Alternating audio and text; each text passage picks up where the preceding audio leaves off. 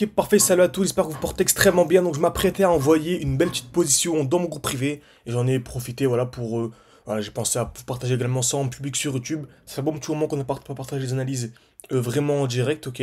Donc là ça peut être vraiment l'occasion de vous partager tout ça et de vous expliquer pourquoi est-ce que je suis entré, comment est-ce que je suis entré et vraiment comprendre aujourd'hui comment sortir au bon moment, ok. Parce qu'on a fait beaucoup de vidéos ces derniers temps et vous avez vraiment demandé des likes et des commentaires. Si ça vous intéressait de faire une partie 2 pour vraiment savoir à quel moment sortir. Vous avez vraiment beaucoup été réceptifs, donc super intéressant. Donc aujourd'hui, on va savoir, je vais vous montrer exactement comment sortir, donc à quel moment sortir, et comment re-entrer en position tout simplement. Ok, donc c'est extrêmement simple. Donc cette position que je partageais sur Link, donc elle est toujours en direct la position, très bien. En gros, c'est simple. Donc lorsqu'on a une structure baissière, c'est ce qu'on appelle des lows de plus en plus bas et des highs de plus en plus bas. Donc c'est connu. Donc on a des highs, donc des points hauts de plus en plus bas, et on a des lows, des points bas de plus en plus bas. Donc quand vous voyez ça, bah, on voit directement à l'œil nu que c'est une structure baissière. Au contraire, donc si on vient casser le dernier high, avec une double cassure, c'est mieux. On passe haussier. Ok, donc en gros, on passe haussier. Pourquoi? Parce qu'on vient créer des lows, donc là des points bas de plus en plus hauts, et au contraire des highs de plus en plus hauts. Ok, donc c'est super important à absolument maîtriser. Donc, donc par exemple, si on est là, certains vont se dire oui, on est haussier, c'est magnifique, j'achète de la crypto-monnaie, alors qu'absolument pas. On est toujours baissier. Peut-être qu'ici, si on zoome, on a l'impression qu'on est haussier. Plutôt si si on zoome. Par contre, si on dézoome, et d'où l'importance de la fractalité du marché, et bien comprendre les différents time frames. Donc formez-vous vraiment, que ce soit avec moi ou n'importe qui d'autre, tant qu'il vous enseigne vraiment les smart money concepts, donc comment BlackRock et les plus grosses institutions utilisent les liquidités pour entrer et sortir au meilleur moment. Ça prend du temps, il faut se former, mais ça en vaut largement la peine. En tout cas, n'hésitez pas, si ça vous intéresse, c'est en description, en commentaire épinglé. On sélectionne comme d'habitude une dizaine de profils par mois. Vous avez accès à mes points d'entrée, mes points de sortie, mon portefeuille, des cours chaque week-end pour vraiment progresser de manière, de manière progressive tout simplement. Ok.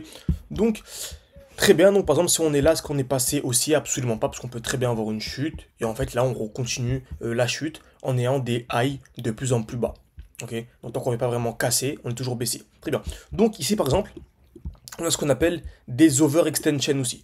Donc là, votre avis, est-ce qu'on est baissier ou haussier? On est toujours baissier. Pourquoi? On a toujours des highs de plus en plus bas. Par contre, le prochain mouvement, à votre avis, est-ce qu'il sera plus haussier ou baissier? Donc on est toujours baissier sur du long terme, ok. Par contre, sur du plus court terme, je pense qu'on va être haussier. Pourquoi? On a ce qu'on appelle ici un déséquilibre du marché, une overextension. En gros, le marché ne peut pas chuter de manière infinie en ligne droite, il ne peut pas monter de manière infinie en ligne droite. Lorsqu'on a ici des mouvements impulsifs, vraiment des grosses chutes sans hausse ou des grosses hausses sans baisse, bah très souvent on a des réactions dans le sens contraire. Donc là, je m'attends à quoi? À un retracement pour avoir la continuation baissière. Ok. Donc là, c'est pareil. Je m'attends à quoi? À un retracement pour revenir où? Dans ce qu'on appelle le bloc haussier. Donc c'est le dernier mouvement haussier avant la chute. Ok. Et là, retenez bien, c'est super important. Lorsque vous avez ça, bah en fait là on a dit quoi précédemment? Soit on a la cassure du high et là on passe haussier. Ok, là c'est un bon moment pour racheter. Ok. Donc là j'entre en position comme ceci avec un stop loss en dessous du dernier lot et un TP là vraiment il n'y a pas de limite. On verra bien. En tout cas on cherche 3, 4, 5 de RR minimum, mais c'est selon l'order flow. Ok, c'est selon ce qu'on a au-dessus, mais c'est pas le but de cette vidéo. Sinon, si on a une distribution, bah c'est un bon moment pour revendre. Qu'est-ce qu'une distribution? C'est simple, 3 étapes. Première étape, on vient taper plusieurs fois au même niveau. Ici, une fois, deux fois, trois fois au même niveau. Casse vers le haut, casse vers le bas. Et là, en fait, c'est un bon moment pour revendre. Donc là, je revends ici. Stop loss au-dessus du dernier high. Et TP minimum à l'order flow. Donc là, ça fait du 7 de RR. Ok, encore mieux, si le marché va taper plusieurs fois au même niveau. Donc si on a ça, excusez-moi. Donc si on a ça, par exemple, donc là c'est magnifique. Le marché vient taper une fois, deux fois au même niveau en rouge. Donc c'est un magnifique TP. Et très souvent, le marché vient faire ça, réagit. Et là, c'est un bon moment pour acheter, pour réexploser, etc. Ok. Donc retenez bien ça, c'est super important. Et c'est exactement ce qu'on a eu. Donc ces derniers temps sur ADA, sur Super, sur Cardano, sur plein de crypto-monnaies, rejoindre sur Link. Donc on va se concentrer sur Link. On avait quoi ici? Beau bloc haussier et on avait une belle distribution. Donc en jaune, le prix est venu taper une fois, deux fois, trois fois au même niveau. Casse vers le haut, casse vers le bas, j'ai revendu. Donc c'était ici, à ce niveau-là. Donc on avait vraiment anticipé la belle chute. Hein. Donc on a revendu à peu plus de 15 dollars. Donc magnifique, hein. Vous allez voir que le but vraiment c'est de racheter sous la zone de QL. Donc ça nous permettrait de gagner, encore une fois, une soixantaine de pourcents. Donc même si le marché chute, en fait on peut toujours gagner. Et encore une fois, moi je suis en spot. Je suis en spot. Ok. Très bien. Donc, parfait. Donc, on a ici revendu. Magnifique. Ensuite, donc, regardez bien. Donc, admettons, on a ici le bloc haussier. Donc, dernier mouvement haussier avant la chute. Le prix vient ici, distribue. Donc, on tape plusieurs fois au même niveau. Une fois, deux fois, cassure vers le haut, cassure vers le bas. Est-ce que c'est un bon moment pour revendre ici?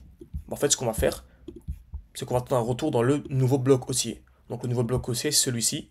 Et là, on va attendre pareil une distribution. Le prix tape plusieurs fois au même niveau. Cassure vers le haut, cassure vers le bas. Donc, on va attendre quoi ensuite? Bah, retour dans le bloc haussier, etc., etc. Vous avez compris? En fait, ça fonctionne toujours de la même manière. On attend toujours un retour dans le dernier bloc haussier. Bah, pareil ici. Actuellement, on a quoi? Un beau bloc haussier. Donc, en fait, c'est le dernier mouvement haussier avant la chute. Et on a quoi en direct? Une belle distribution. Une touche, deux touches, trois touches au même niveau. On a surtout deux très belles touches au même niveau. Cassure vers le haut, cassure vers le bas. Donc, je revends. Pour acheter où? En tout cas, le TP, bien sûr, je vous tiendrai au courant si vous voulez une partie 2, parce qu'on peut très bien avoir des invalidations, plutôt partie 3, ok? Donc c'est là, c'est la partie 2.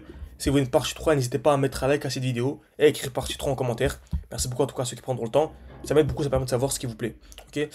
Donc ça me permettra de regagner donc quarantaine de pourcents pour ceux qui n'ont, ceux qui vont vendre maintenant, franchement c'est incroyable, hein. Et ça peut même aller plus bas dans le bloc baissier. Donc si on va plus bas, etc., ça me permettra de gagner une cinquantaine de pourcents, ce qui est vraiment, vraiment, vraiment ultra, ultra intéressant, ok?